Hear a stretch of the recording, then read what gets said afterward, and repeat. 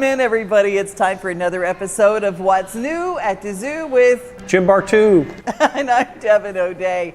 And we're inside today. Thank you for that, by the way, No, because it's hot. It's about 120 outside. Yeah. Thank you, global warming. I know. All the sub-Saharan animals are really like they're at home. That's they're right. Going, hey. Yeah, that's right. All the animals, sub-Saharan animals, are outside going, man, it's really nice out today. Yeah, and the Andean bears are going, gonna get in the water? No, Please, give me the red pandas are like, please let winter get here soon. When is Zoolumination gonna get here? No, it's gonna be real soon, yeah. Well, we're inside because we're gonna talk about food at the zoo a little bit later in the show. Everybody got to eat when you come out to the zoo, right? You can't spend 3 or 4 hours here and not get something in your belly. You just start to get angry, and we don't like angry guests. So No. we got plenty of food out here at the zoo. We're going to talk a little bit about it. And it's not just what you think. Of course, you could always get a hot dog, and those are great and stuff, but there's some really fine offerings, and it's great for date night, too. You know, it's not what you'd expect it to be. You know, a lot of people think, oh, I'm going to go out and get some zoo food. It's like a park food like anywhere else that you go with hot dogs and hamburgers or whatever. And yeah, we have that, but there's also a lot of other great stuff that we have, and we're going to be very excited to show it off. And plus, we always have animals on the show because that's kind of what we do too. But let's talk a little bit about some of the events coming up. Sunset at the zoo is amazing, and you even have a name for it. That's right, Sunset Safari. It's our annual fundraiser that we have out at the zoo. It takes place on September 13th, and this is our premier fundraiser. We do a lot of after-hours events where people can come out and drink booze and enjoy themselves, listen to music. This is really more of a culinary event. There are 40 restaurants, more than 40 restaurants and other places that are out here, and they serve up all different kinds of food that you can eat kind of throughout the night. So you kind of work your way through the park and try samples of lots of different types of food. And we've got restaurants like Sambuca, Cane Prime, Char, Curry and Tikka, lots of different really nice restaurants that are coming out to this, and they're all doing it to support the zoo. This whole effort is to support the zoo. All the money comes back to the zoo to help with our operations, to help provide a great park for everybody, care for the animals, and do everything else that we need to do to be able to keep a zoo running. So it's a great night. There's a ton of entertainment that we have, Beyond Wings, Johnny Gray, the Music City Sound. So you eat, you enjoy music, there's open bars for this thing, so you can have some drinks if you want. And just walking around the zoo at night with all these exhibits that are open so you can kind of see what's happening out here. It really is a beautiful night. It really is. I mean, and it's not just the zoo has great animals, but the botanicals are great because the flowers and the greenery, it really is, it's like a backyard you could never afford to have. And if you went to all of these restaurants, you went to all of them, trust me, if you wanted to taste everything, you're going to spend a fortune. You're going to spend a lot just going to one of the restaurants, right? That's Here what you I'm get saying. to at least sample lots of different varieties from lots of restaurants, and then go, I'm not going to go back to that one with my date or significant other or kids or whatever it is that you want to do. And I've heard so much, like for instance, Char. Char is one of the top reviewed restaurants in this town. Yeah, I know. And they're going to be out here serving up some of their great dishes, so be sure to stop by that table. That'll probably be where I'm at most of the night. I can't believe they, well, you know, everybody loves the zoo, everybody does. And we forget sometimes that the zoo is a .org. It is a non-profit. That's right. And you can always see the zoo when it comes to like the Great Payback, and you have those things like that. Right. But this is a way to directly support the zoo in such a wonderful way. It is, yeah. It's a great event. It's going to be beautiful at night, so I encourage everybody to come on out, support us, get your tickets, and come on out. It's going to be a great night. When I first moved here from New York City, I moved Louisiana, New York to Nashville. We did not have a great ethnic cultural experience when I moved here. I went from every ethnicity in food in New York City to Nashville, which didn't have a lot. And now we have so many different influences that we have the Hispanic Heritage Festival right here at the zoo. I know, just love it. Yep, end of September, last Saturday in September, the 28th, we're going to have the Hispanic Heritage Festival. Lots of music, lots of dancing. We're going to have a lot of cultural partners that are out with booths and displays and things like that. And really a chance to really be able to immerse yourself into the Hispanic culture. food, everything else that kind of surrounds it is a nice way to be able to get out, and another reason to come out to the zoo. So we're really enjoying having this. This will be our 3rd year, I think, having it. We had it a long time ago, and then we stopped having it, and now we brought it back again. Really thanks to the help from Connexion Americas. Oh, they're an amazing organization. Oh yeah, they do great stuff all across the community. So they're really helping us drive this event, and really kind of the backbone behind this event. September 28th. I love that. Now, Halloween is coming, and I will say that if you still take your kids door-to-door trick-or-treating, it may not be as safe as what it could be. I mean, you might know all your neighbors, you might not, but I tell you where it is safe, Boo at the Zoo. Yeah, and this year it's going to be 21 nights. So we start on October 11th, we're running all the way through Halloween night on the 31st. So every single night from 5 to 9, you can come on out. We've got treat stations, we've got a Monster Mash dance zone, we've got we've got all kinds of activities, and new this year, we have a Ferris wheel that you'll be able to ride. So we're going to have a Ferris wheel up on our field, our big festival field up in the back. Oh my gosh. I know. And I love it because it is so family oriented. It is. It's very family oriented, and we don't want to leave anybody out of this event. And that kind of leads me to my next thing. We have another event. If you, as an adult, do you have your costume yet? No, I don't. Okay, so as adults like to dress up too, right? And they like to go out to parties. Some like to go to parties where there aren't children, even though they still like to dress up in a costume. So the day before Boo at the Zoo starts, that night, the 10th, October 10th, we're going to open up basically the Boo at the Zoo grounds, and we're going to have Booze at the Zoo, which is an adults-only costume party, right? And so adults can come out. There's going to be lots of different drinks that you can sample. We'll have food trucks out here. There'll be music and dancing and all kinds of great stuff that you can do. So if you're looking for a fantastic adult costume party, this is the event to come to. Yes, like, where can I wear this outfit? Right. Well, you could wear it to the zoo. Right.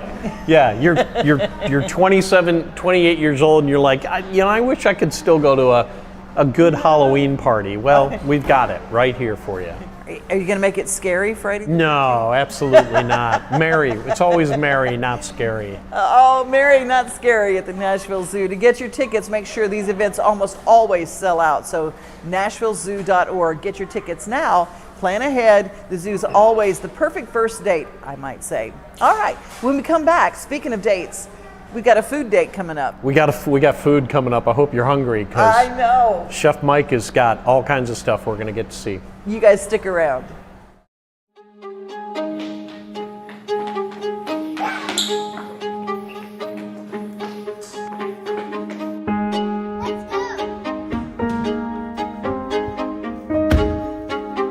Girls having fun? Yeah, I'm going to key of my own pretty soon. Me too. Good night, Kia guy. Good night.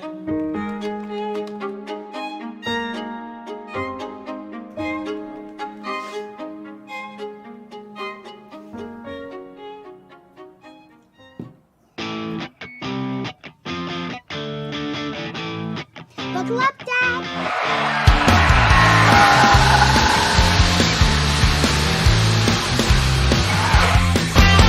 There yet?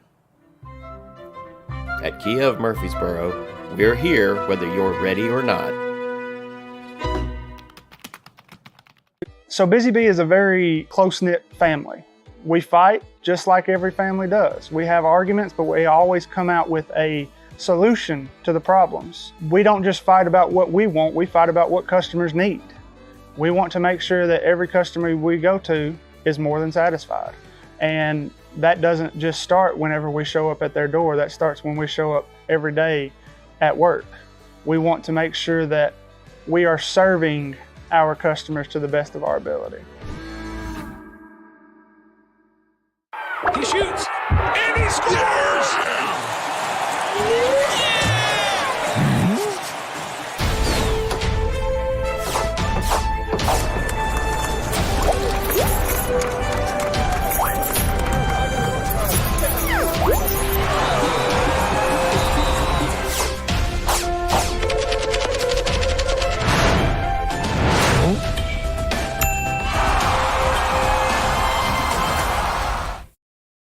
It's time for the yummy section of the show today. We have Chef Mike Ingram with us here at Quills, where we are, right, Jim Bartoo? That's right, yeah. You know, we'll have concession stands all over grounds, and you can pick up hot dogs there, your icy, or, you know, something like that you want to get. But we also have two really nice restaurants here.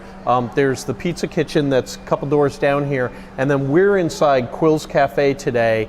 And Chef Mike's going to tell us a little bit about what we can find here. All right. What we have currently at Quills, we have the Buffalo Chicken Bowl. It has tomatoes, cucumbers, our signature chicken tenders tossed in a buffalo sauce, garnished with some crumbled blue cheese. Ooh, that looks Then we good. have a mushroom Swiss burger with French fries, it's mushrooms, onions, Swiss cheese melted on top. This is our classic smash burger with our signature cheese fondue sauce that we make in-house, similar to a good fondue sauce that you would find at a melting pot or something like that. We use a all beef patty served on a Martin's potato roll. Very, very phenomenal dish. That looks great. Now, You told me something very cool about these French fries too. They're very special, and they come from a very special place. And you have been a connoisseur of French fries. The reason why fries are so important to me, I learned early in my career, number one, these are a lamb weston fries, so they're really long, they're not beat up and all mulchy, but they get the best French fries, but they have to be golden brown. French fries need to break and not bend. If you watch food going into the dining room, one of the first things the guest puts in their mouth are the French fries. So exactly, they have to be perfect. wow. So that's something we strive for every time. Can people order those with some of that delicious cheese on top? Oh yes, they're phenomenal cheese fries where we get some of this cheese fondue, they drizzle all over it. Oh my goodness. That's fantastic. Now this menu, this doesn't stay static year round. When we have our Zoolumination event, and for those of you that don't know, Zoolumination is our big lantern festival that we have. These are giant sculptures that are found around the zoo. They're lit from the inside, and they're created by Chinese artisans that actually come over and make them here on property and then build them up. That starts November 14th, and when that happens, Quills Cafe actually changes its menu to highlight Zoolumination with some Chinese food. And tell us a little bit about what we're offering this year for that. Okay, what we have as an appetizer is our vegetarian spring rolls with a sweet chili dipping sauce. Our next item is actually new. We have a Chinese 5-spice braised pork served over lo mein noodles with some peppers and carrots. We slow braise that overnight in some honey, soy sauce, teriyaki, Chinese 5-spice, garlic. And so then the next hungry. morning we come pull it and we're ready to go. Wow. Our next dish is a chicken teriyaki with many Asian vegetables, broccoli, baby corn, peppers. On the end, we have the Mandarin chicken salad with a rice noodle garnish that has mandarin oranges, edamame, carrots, red cabbage. These are so just a few good. dishes that I chose. We have some other things as well. We have a vegetarian stir fry for the vegetarian options. We have some flurry fries with a boom boom sauce. It's really good. But that's it for show. And now real quick on that chicken stuff, I'm seeing two different kinds of sesame seeds there. Is there a reason behind that? The color makes it pop, so we use a black sesame seed and a white sesame seed. So it kind of makes the food presentation pop. Gotcha. Is there a difference in the taste of those, or they No. taste the same? No, Jim. Great. And so, of all of this, of the stuff that you showed us, what is your favorite dish here? If people were to come here and say, I want whatever the chef recommends because I know that's going to be the best. Okay, my personal favorite as chef is the classic Reuben sandwich. That is available in the Screaming Gibbons Pizza Kitchen. So next door. The reason why it's so good is we buy our bread, our marble rye bread, from a local bakery, Charpier's. We get it delivered fresh. We put the corned beef, the sauerkraut, the Thousand Island, the Swiss cheese, and get a nice golden brown crust on top, and it is phenomenal. Okay, so, and I'm going to say this right now to everybody that's watching. This is the best Reuben in the city, hands Thanks, down. Jim. So come and prove me wrong. Come out and try it. Let me know. You guys know how to find me. I'm super easy to find. How many of you had no idea that this was the kind of food at the Nashville Zoo? Now, when you cater an event here, Chef Michael is the one that would be kind of helping you pick out your food for that event. There are meeting rooms, there are things. I always think we forget about the Nashville Zoo as a place to meet. or a place to have an event. Yeah, no, that's a really good point, because we have corporate outings, we have company picnics out here, we have all kinds of stuff, including high-end events that take place at night. People love to come out here, set up bistro tables over at Flamingo Lagoon, and have these nice little cocktail evenings. And Chef Mike and his team create these beautiful dishes that you can have anything from finger foods to full-on plated dinners. They can handle it all here. It really is an amazing organization that helps us with that. Okay, every corporation right now is looking at where we're going to have the Christmas party. Wouldn't this be cool during Zoo Illumination to have your corporate Christmas party here at the zoo? Oh my gosh. Tell me a little bit about that. I mean, how busy are you guys creating dishes for individual parties, functions, and whatnot that come out here? Jim, we do it every day. It's kind of what makes this so much fun, is we get to use our creative side, but also, I'll back up a little bit about menu planning. A lot of things that we try to come up with are seasonal, of course, cost efficient for both us and the client, so we don't want to give people sticker shock and they're like, how much for that? Okay, but freshness, local, those are some of the things that we kind of think about. But as far as venues, how cool is it to be able to, at a catered event at Botswana, where you can enjoy a meal looking at the white rhinos? Oh yeah, that is just so tremendous. Cool. You and I were talking earlier, and a lot of people just, I guess they don't really think about this, but there's a lot that goes into the menu choice. Not only do you have to think about what you think people are really going to like as they dine out here, but what can you feasibly make in a reasonable amount of time with the equipment and the resources that you have. And the good example of that was corn dogs, right? You would think that corn dogs would be something easy that you can have, but if you're going to create those, they're not going to be at this restaurant because we have so many great things here. We'd put that out at a concession stand.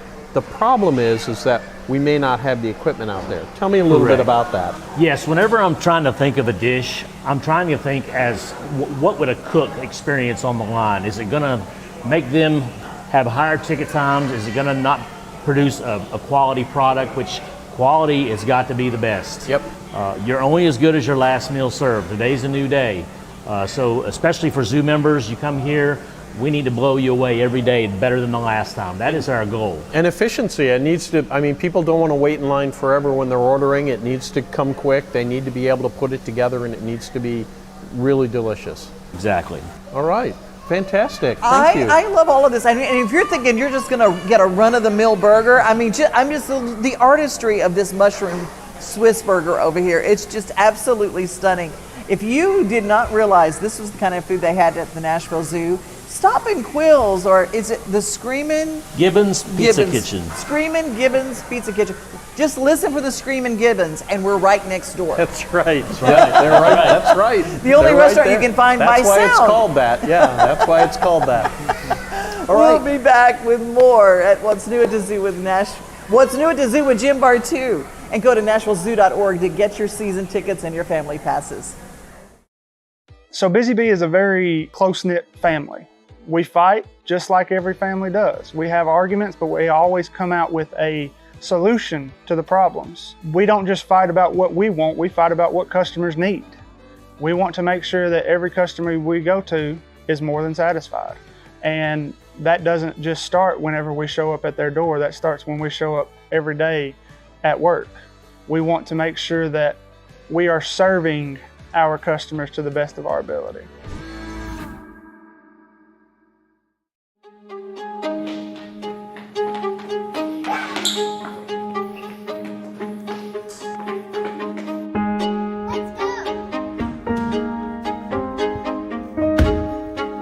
You girls having fun? Yeah, I'm going to key of my own pretty soon. Me too. Good night, Kia. Good night.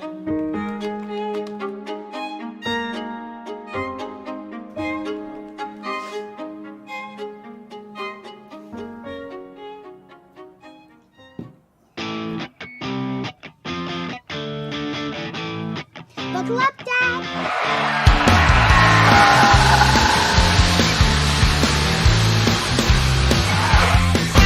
Are we there yet? At Kia of Murfreesboro, we're here whether you're ready or not. Okay, let's be real. It's the animals everybody comes to the zoo for. Oh, bless you. Bless you. Yeah. Are you allergic to Euromastics? I might be allergic to Euromastics. I didn't, they don't even have hair, I don't think. Well, it is time to introduce you to first, Hope Kennedy is here.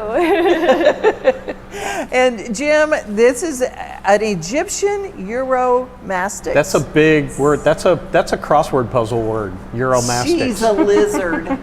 She is. So if Euromastix is a little hard to say, you can call her a spiny-tailed lizard as well. That's kind of the common name for these guys. So she belongs to a group of lizards called Euromastix, but specifically Cleo has this lovely spiny tail. Does it is it spiny? Like she uses that as a defense? Yeah, she uses it kind of like a club. So she'll whip it around for predators. So it definitely is quite spiny. We have to kind of watch out for it when we're handling her. I will say I can run my hand down it this way and it's okay, but if I run my hand up it, it's gonna scratch me up pretty bad. Ooh, wow. Oh. Okay. And now it looks like these animals would be found in the desert. They're Egyptian Euromastics. Or so Jurassic Park.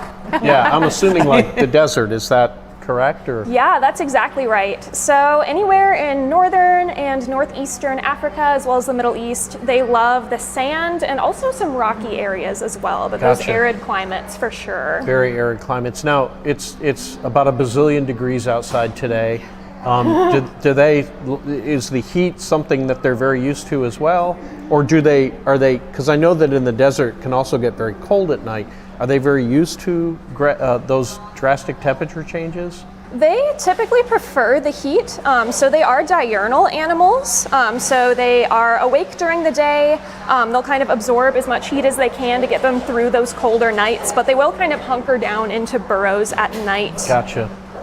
Something super cool about their heat regulation is that they actually will change colors a little bit. Wow. So not as dramatic as like a chameleon. Right. But on a day as hot as today, you might go outside and think, I don't want to wear black today. That's going to heat me up a little too much. So if she's feeling particularly chilly, she might turn like a darker gray. Oh, okay. Whereas if she's really warm, she can turn like a paler, whitish, tannish color. Interesting. That's Yeah. fantastic. And now, are they endangered? Kind of, what's their status in the world? Yeah, their IUCN Red List status is vulnerable. So unfortunately, they do have some population declines. That is typically due to they're often captured and killed for medicinal use. Euromastix oil is pretty common for a lot of different medical treatments. Wow. That and the pet trade as well, because it's really hard to breed these guys in captivity. So a lot of the time when those pet resources are trying to source their Euromastics, the easiest thing for them to do and the cheapest thing for them to do is to get them out of the wild. I was going to ask about that. How do you, do you have a breeding pair here? We do not in our department. Cleo actually was a former class pet. So we kind of got her secondhand that way. Because as you can tell, she's very opinionated about her surroundings. She wasn't a huge fan of that class pet life. She said it is too many children for too many hours of the day. She does a lot better here at the zoo where she only has to be like up close with people for, 20 or 30 minutes a few times a week. During segments when she might be on TV, we have to drag her out and put her on a black tablecloth and talk about her. She doesn't seem to mind She's it too reaching much the limits today. of her. She's about ready to go back to her trailer. And Yeah, I know Yeah. she does. And what does she eat? She is primarily an herbivore. Good. So here at the zoo, she eats a lot of greens, seeds, lentils. Lentils are her favorite. But out in the wild, they are also cactus eaters. So yeah, she's got these really strong, big cheek muscles so that she can bite through the walls of cactus. And that's actually going to be her main source of water as well as just the plants that she eats. Do you have to worry about them biting you? No, honestly, whenever I handle her, the biggest thing I have to watch out for is that tail, because if she gets upset, she will start to kind of like wave it around and whip it. And is she like some other lizards that if they feel really threatened, they might drop the tail, they might lose the tail to try to get away? She doesn't have the ability to drop her tail, but I will say she does have another really interesting defense mechanism for if a predator is like on her tail almost. If she's in her burrow, she actually has the ability to kind of inflate her body a little bit to wedge herself in, so it's harder to get her out of that burrow. You can see she's got these nice wrinkles. Like that'll blowing give up her, like a puffer fish kind Right, of. Yeah, right. for Get her out of her sure. burrow. Yeah, I have that ability too, but it usually revolves around ice cream and lots of it. And those Reuben sandwiches like they serve it to Reuben Screamin' sandwich, Gibbon. That's right. Well, she is just, you know, you never think about it. She literally looks like a dinosaur from Jurassic Park or one of those movies. Do we know how long they live and things like that? Yeah, somewhere around 15 years or so Oh, wow, is typical okay. for them. They live quite a while. Yeah, And they, Cleo's when about they 8. when they have babies, do they lay eggs or is it live born? They do lay eggs, Lay yeah. eggs. Do they Okay. cover them like other reptiles do and amphibians? Do they lay the eggs and then cover them up in the ground and let them incubate that way? Yeah, I believe they do.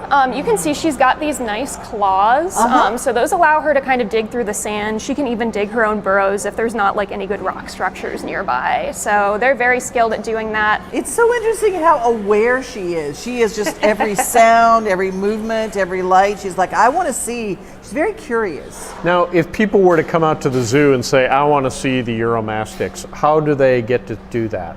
So unfortunately, Cleo isn't typically on display. She lives behind the scenes. We have a collection of about 100 ambassador animals that are all behind the scenes. So really it's just kind of being at the right place at the right time. She will come out for encounters a few times a week. It just kind of depends who feels like taking her out that day, and Gotcha. obviously she gets her break So days. you might happen across her. Keeper might be holding her if you're out on the trail, but also if you have like a class, if you guys go to a school, she might be part of the Yes. part of the show. Yeah, she's also one of our outreach program animals for sure. Fantastic. She's definitely part of a show. I mean, she really is. She's Got very some beautiful entertaining. right eyes now, yeah. on her as well. She does. You're pretty. You're nice. You're good. Uromastyx. Cleo, the Egyptian Uromastyx. That's and right, yeah. Part of the ambassador program here at the Nashville Zoo.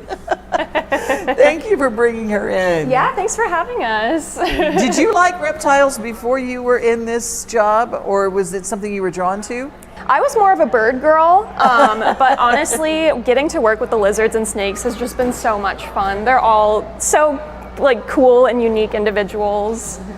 Cleo, Well, for she's sure. off to something else. She's decided, Cleo saying, come on, I'm Yeah. ready to go. There are some I good think old... she's eyeballing that Reuben sandwich over I there. think it's those French fries that he was bragging about over there, right. going, hey, first on the plate. Well, that's the end of our show. Thank you so much for joining us for What's New at the Zoo. Jim Bartoo, you brought a great show together, and thank you to Chef Michael for that amazing display of food. Don't forget, go to Quill's or the Screamin' Gibbon's Pizza Kitchen or any of the wonderful places. The food at the zoo is amazing. That's right, yeah. And it was a good show, but we couldn't do it without our sponsors. That's right. So we have to thank Kia Murfreesboro and Busy Bee HVAC for helping to bring this to us, because we really couldn't make it Busy happen Bee. without them.